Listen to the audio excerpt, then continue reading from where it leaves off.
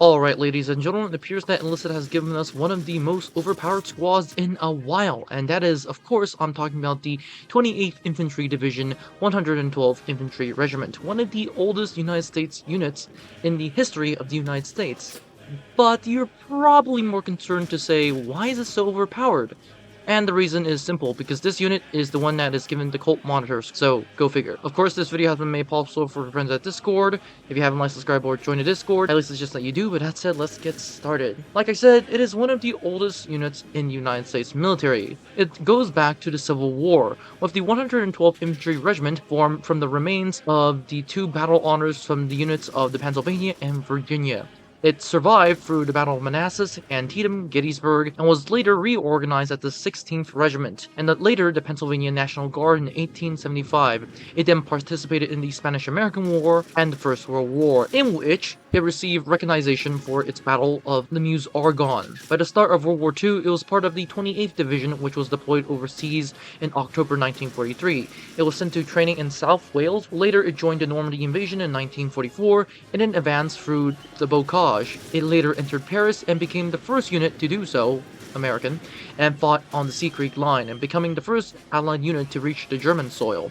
The division endured heavy casualties at the Battle of the Hürtgen Forest and even heavier casualties during the Ardennes offensive. It delayed the German advance before being reorganized, and in January 1945, the division, despite extreme exhaustion, participated in the offensive against the Colmar Pocket and Alsace, aiding the reduction of the German forces there. The 28th then played a key part in clearing the quote-unquote Colmar Pocket. The division saw 196 days of combat, earning numerous citations, including one Medal of Honor recipient. It returned to the United States in August of 1945 and was deactivated in December. The regiment, moving on to the modern day, served in Iraq and was part of the 56th Stryker Brigade combat team from 2008 to 2009.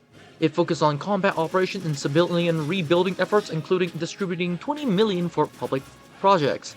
That said, let's move on to the weapon. The Colt Monitor, refined weapon of the BAR, was developed by Colt after World War I. It was released as the R-75 in 1925 and then followed by the R-80 in 1931.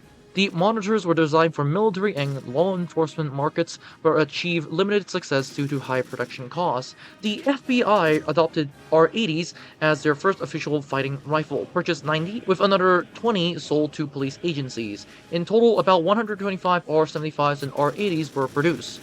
The final iteration of the R-75 was the R-75A, produced in 1942 for the Netherlands Purchasing Commission. About 832 were made for presumed combat use. This marked the end of a commercial BAR production, and the monitors were featured design modifications such as a pistol grip, wooden handguard, and large compensators. Initially, they were identical to the BAR. Today, they are sought by collectors due to its rarity, and most surviving are in museums and private collections.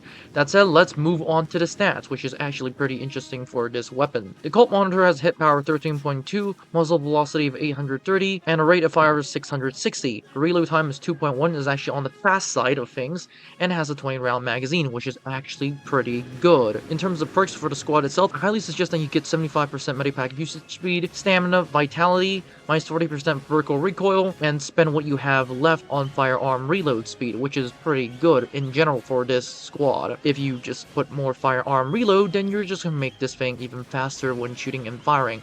That said, let's move on to the verdict. Besides looking pretty cool, this is also a very good weapon. In terms of the ammunition is actually used really fast, like the BAR, having only 20 rounds. Be careful of this dispersion because it is a machine gun, and because this means that when you walk while firing, the bullets will disperse a lot. That said, this is one of those squads in which it has one of the lowest dispersions in game, at least for a machine gun, which is great.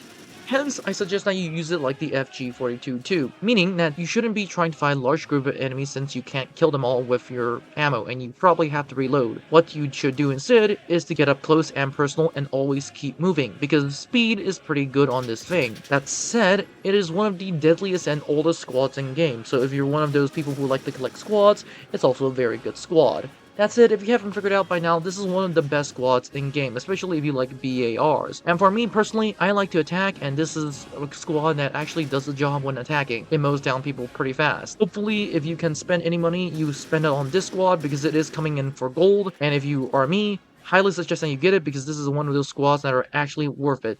That's it. Have a great day, guys, and I'll see you in the next one.